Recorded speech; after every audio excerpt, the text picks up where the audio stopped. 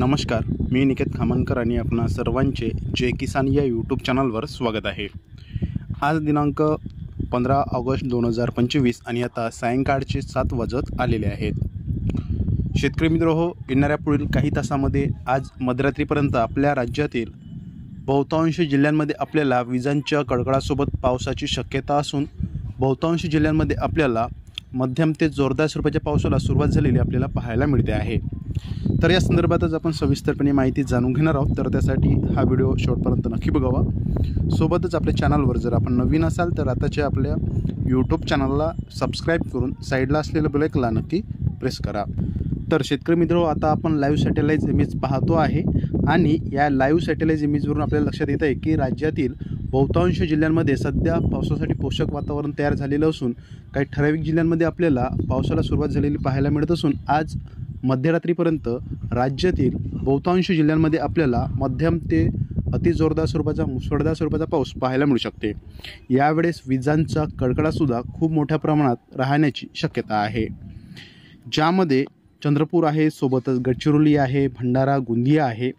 या जिल्ह्यांमध्ये आज मध्यरात्रीपर्यंत आपल्याला मध्यम ते जोरदार स्वरूपाचा पाऊस विजांच्या कडकडासोबत पाहायला मिळू शकते। त्यानंतर नागपूर आहे, सोबतच वर्धा आहे। या जिल्ह्यांमध्ये सुद्धा बहुतांश ठिकाणी आपल्याला पाऊस हा पाहायला मिळू शकते। त्यानंतर इकडे यवतमाळ आहे, सोबतच नांदेड आहे। या जिल्ह्यांमध्ये सुद्धा आपल्याला जोरदार ते मुसळधार स्वरूपाचा पाऊस पाहायला मिळू शकते। त्यानंतर अमरावती आहे, अकोला आहे, वाशिम आहे।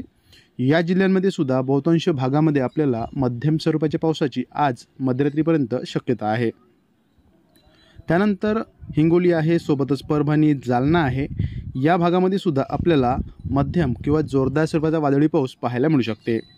त्यानंतर बुलढाणा आहे, सोबतच जळगाव आहे, छत्रपती संभाजीनगर आहे। या जिल्ह्यांमध्ये सुद्धा आज मध्यरात्रीपर्यंत आपल्याला मध्यम ते जोरदार स्वरूपाचा पाऊस पाहायला मिळू शकते। त्यानंतर नंदुरबार आहे, धुळे आहे। या जिल्ह्यांमध्ये सुद्धा विजांच्या कडकडासोबत आपल्याला पाऊस हा पाहायला मिळू शकते। त्यानंतर नाशिक जिल्ह्याचा घाट परिसर आहे, सोबतच उर्वरित जिल्हा आहे। त्यानंतर अहिल्यानगर आहे। या भागामध्ये सुद्धा आपल्याला बहुतांश ठिकाणी आपल्याला मुसळधार किंवा अतिमुसळधार स्वरूपाचा पाऊस आज रात्री पाहायला मिळू शकते। त्यानंतर पालघर आहे, ठाणे आहे, मुंबई, सोबतच रायगड आहे, पुणे जिल्ह्याचा घाट परिसर आहे। विशेषतः या भागामध्ये आपल्याला अतिमुसळधार स्वरूपाचा पाऊस पाहायला मिळू शकते। त्यानंतर इकडे आपल्याला रत्नागिरी साईडचा काही भाग आहे, या भागामध्ये सुद्धा बहुतांश ठिकाणी आपल्याला पाऊस हा पाहायला मिळू शकते। त्यानंतर बीड आहे, सोबतच धाराशिव, लातूर आहे। या जिल्ह्यामध्ये सुद्धा बहुतांश भागामध्ये आपल्याला मध्यम स्वरूपाच्या पावसाची आज रात्री शक्यता आहे। त्यानंतर सिंधुदुर्ग आहे, कोल्हापूर जिल्ह्याचा घाट परिसर आहे। या भागामध्ये सुद्धा आज रात्री आपल्याला हलका मध्यम किंवा काही ठिकाणी जोरदार स्वरूपाचा वादळी पाऊस पाहायला मिळू शकते।